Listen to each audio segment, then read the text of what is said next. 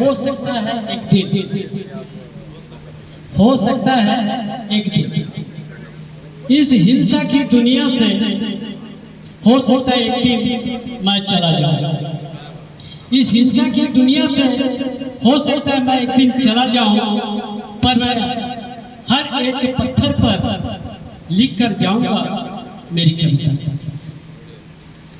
जो लोग देश में क्रांति की बातें करते हैं, जो लोग देश में क्रांति की बातें करते हैं, मैं उनका कोई भी नहीं हूं।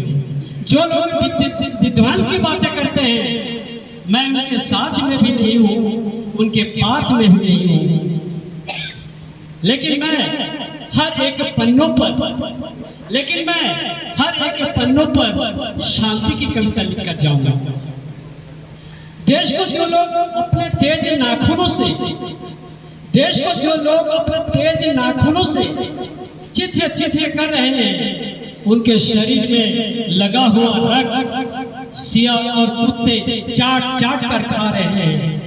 ऐसे विध्वंस और बर्बरता के बदले, ऐसे विध्वंस और बर्बरता के बदले मैं रख कर जाऊंगा ढेरों कविताएं पृथ्वी के सोपान में।